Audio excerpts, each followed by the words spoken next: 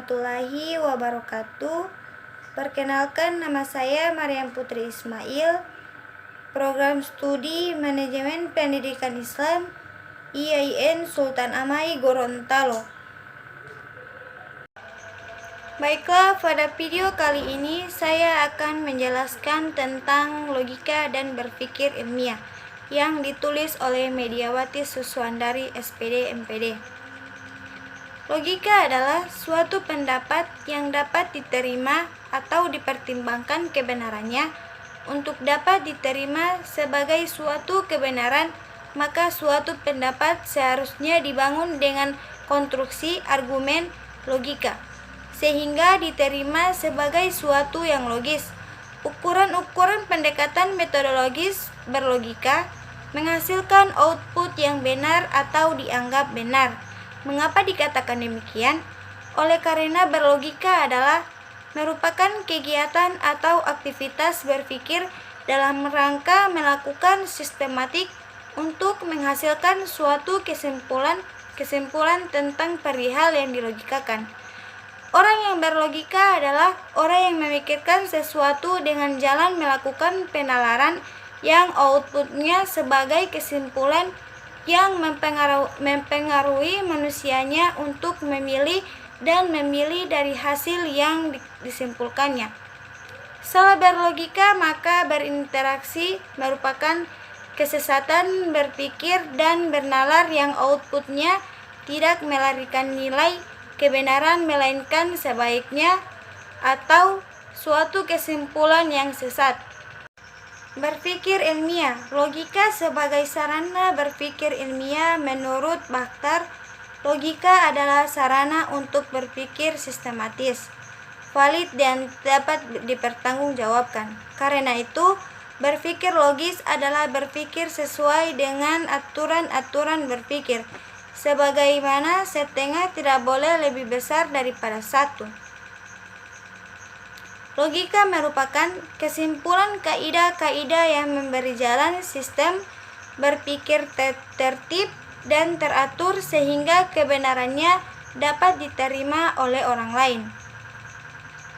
Logika akan memberi suatu ukuran norma, yakni suatu anggapan tentang benar dan salah terhadap suatu kebenaran.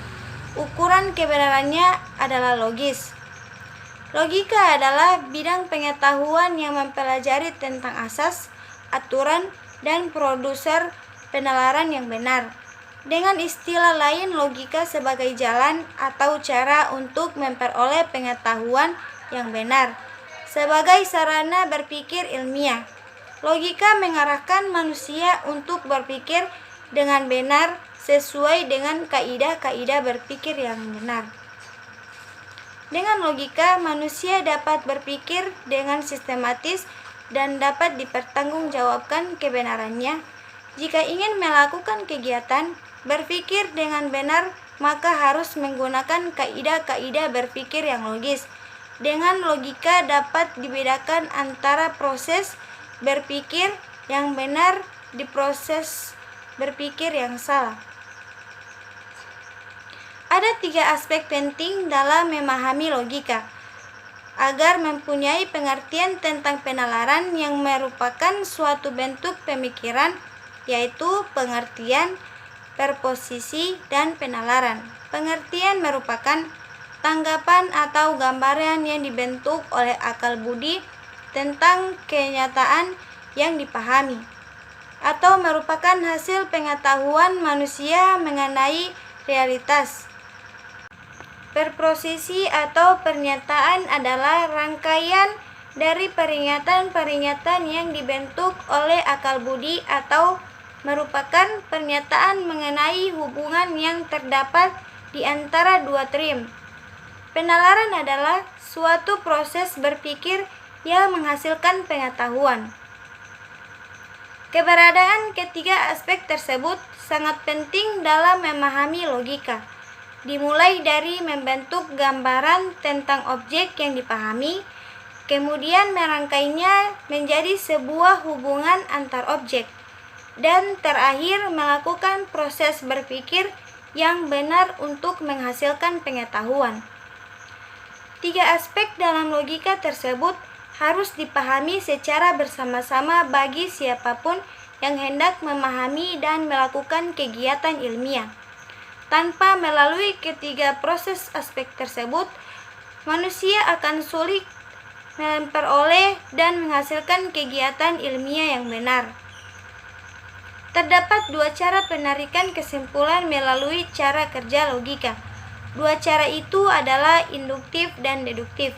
Logika induktif adalah cara penarikan kesimpulan dari kasus-kasus individual nyata menjadi kesimpulan yang bersifat umum dan rasional.